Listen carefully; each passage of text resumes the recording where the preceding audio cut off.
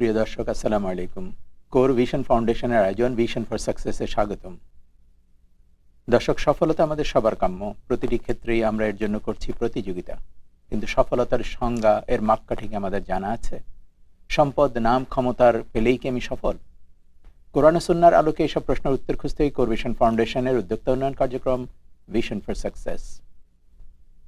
আমাদের আজকের আলোচনা জাকাত management in Islam. Here with us as a speaker, Imam Shamsi Ali, Director, Jamaica Muslim Center. Assalamu alaikum. Wa alaikum salam. Brother, how are you? Alhamdulillah. So our topic today is zakat management, how Quran and Hadith is explaining zakat and what is its importance. Yes, it is a consensus among the Muslim Ummah that zakat is, of course, one of the pillars of Islam, one of the arkan of Islam, as the Prophet Muhammad mentioned in the hadith, Bunya al-Islamu ala khamsin. Islam is built on 5 pillars. So Islam is founded on 5 foundations. La ilaha illallah wa anna Muhammad Rasulullah. To testify that there is no God worthy to be worshipped but Allah, and Muhammad is the messenger of Allah. Wa iqam salah, and the establishment of the 5 times daily prayer. And that is zakah, giving charity, and that is compulsory charity called zakat. And then Somi Ramadan, fasting in the month of Ramadan, and then Hajj. So these are the 5 pillars of Islam. Now when you talk about 5, it means we are talking about something which is urgently important. If it is not there, the Islam will may collapse. If you have a building and you have 5 pillars, if one of the pillars are taken out, that building is very fragile, very easily broken. And that's why our Islam without these 5 pillars might be broken, might be collapsed. And that's why each and every one of these pillars of Islam must be taken very seriously. And one of those is zakat, of course. There are many ayat in the Holy Quran that mention about obligation of zakat. وَأَقِيمُوا الصَّلَاةَ وَآتُوا الزَّكَاةَ. Establish salat and give zakat. Now, why zakat is obligatory in the religion of Islam? I think there are many answers to that. But one of the answers that we can give is that human beings are social beings. In other words, that we are not self-sufficient. We are not self-independent. Means we cannot fulfill everything that we need by ourselves. We need someone else out there. Firstly, of course, we need Allah subhanahu wa ta'ala. But secondly, we need other human beings in our life. We need even not only human beings, but at the creation of Allah subhanahu wa ta'ala. We need animals in our life. We need vegetational kingdom in our life. We need all other creatures that Allah created for us to live our life. All kind of animal, for example, even the worms inside of the earth, small worms inside of the earth. Allah created them for a purpose, and that is to create the balance in the nature, in this tabi'ah, in the universe. Without these animals helping us in building, in maintaining the balance of the universe, that's what the destruction happened. In some areas where there is no balance in terms of nature, it's very easy to, for example, I think Bangladesh experienced this quite a lot.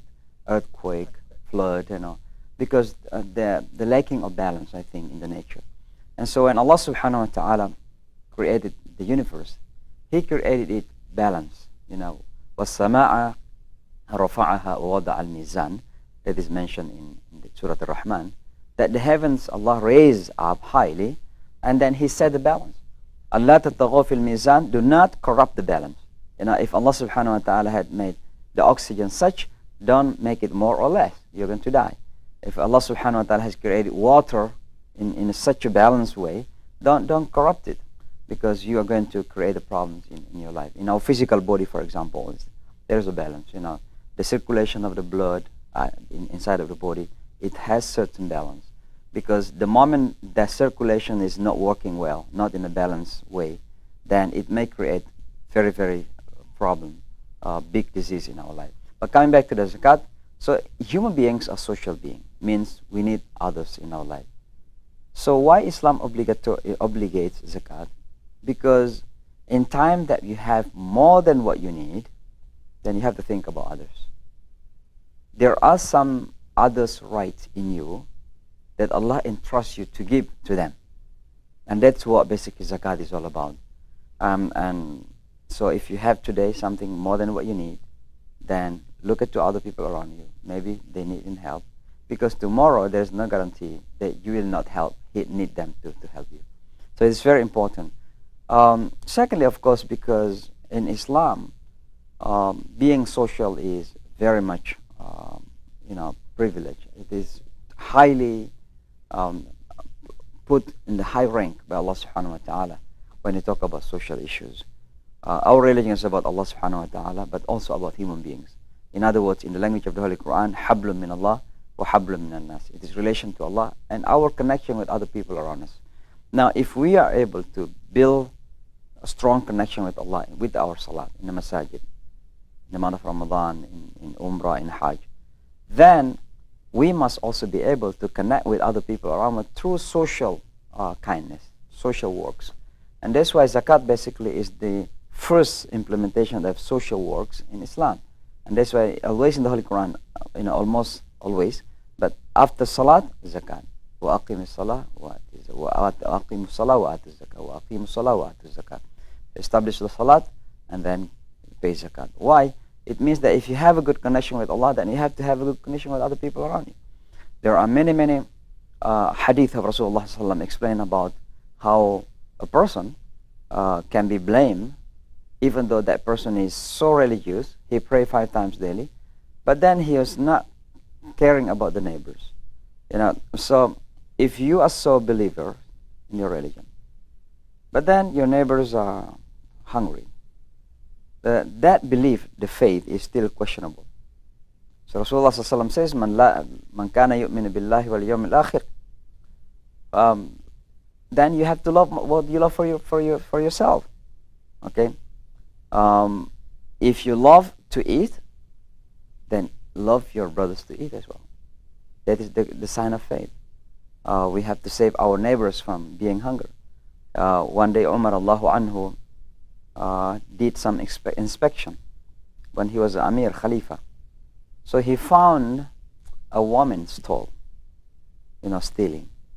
And according to Islamic law, that might be enough for him to cut off her hands, because this is what the law in the Quran. But then, Islam is a just religion. Justice is very important. Being fair is very important. So he tried to find out why this woman was stealing. And he found that her husband got killed in one of the battlefield in defending Islam. And she has a lot of kids. And nobody helped her. And the kids are hungry to eat. And what happened, the neighbors happened to be well-off, rich person. So what Umar did, instead of punishing the woman, he was punishing the neighbor. That was social issue in Islam. Very important, again, when we come back, that we must be responsible socially, not only towards Allah subhanahu wa ta'ala, but also towards other human beings. And that's why if you see the ayat of the Holy Quran.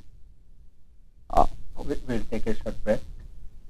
Dear viewers, you are watching Vision for Success. Stay with us.